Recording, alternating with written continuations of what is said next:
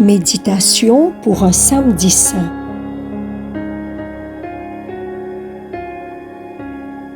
Et alors du troisième jour, tout le ciel retint son souffle.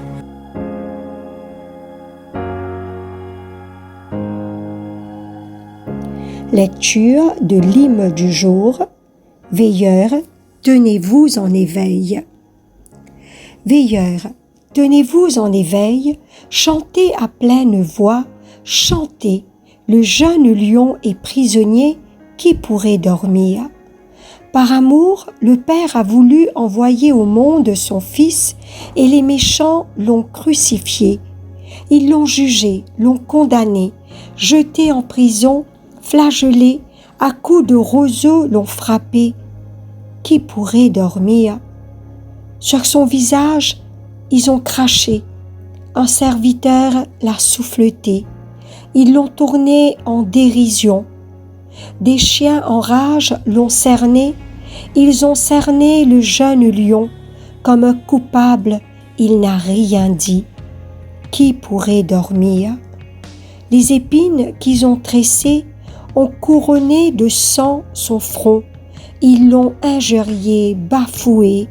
Qui pourrait dormir? Ils ont fait descendre aux enfers le soleil de tous les soleils. La porte est sur lui verrouillée. Qui pourrait dormir?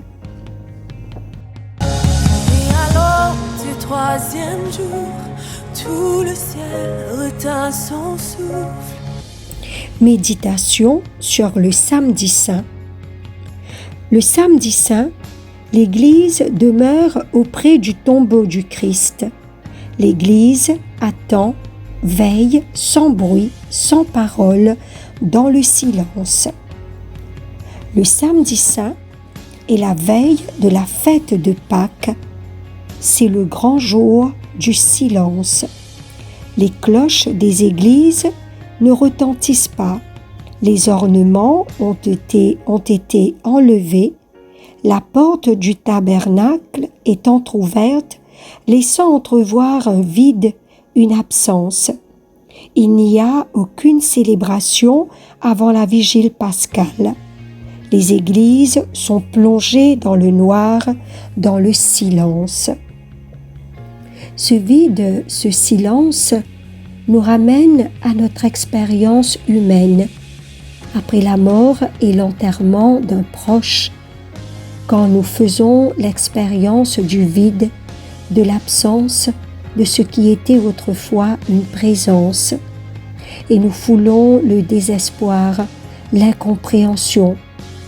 Puis, graduellement, le vide et l'absence sont habités autrement. Le samedi saint, le jour du grand et saint silence, après la mort de notre Seigneur, nous apprenons à goûter dans le creux de l'absence à une présence, à l'attente dans la confiance de l'impensable, de l'incroyable. Que se passe-t-il dans l'invisible au creux de ce silence? Ce qui peut se passer se passe au-dedans, au plus sombre, au plus profond, au plus blessé, au plus corrompu, peut-être de nos cœurs et de notre monde. Puis, graduellement, l'obscurité cède la place à la lueur du matin. Les blessures se cicatrisent. Une nouvelle espérance pointe le jour et nous quittons l'épreuve du silence et de l'obscurité pour marcher vers un renouveau, vers une résurrection qui tire sa force de ce qu'est la vie elle-même, un éternel recommencement, une perpétuelle résurrection. Tous les textes de la Vigile pascale nous feront découvrir que Dieu nous conduit de l'emprisonnement à la liberté, de la tristesse à la joie et de la mort à la vie. troisième jour, tout le ciel retint son souffle. Le défi de ce samedi saint. Ce samedi saint, restons en attente, confiants de ce que le Seigneur est et de ce qu'il nous a dévoilé de lui-même, qu'il est la vie, qu'il est le Dieu des vivants, qu'il sera toujours avec nous, qu'il ne nous laissera pas orphelins. Restons en attente et en confiance du Seigneur plus fort que nos tombeaux. Restons en attente et veillons avec l'Église auprès du tombeau de notre Seigneur. Et alors du troisième jour, tout le ciel retint son souffle. Sois glorifié, Jésus, Jésus. Toi sois la gloire. Nous étions là dans les ténèbres, sans espoir, sans repère. Quand du ciel tu es descendu pour nous montrer l'amour du Père.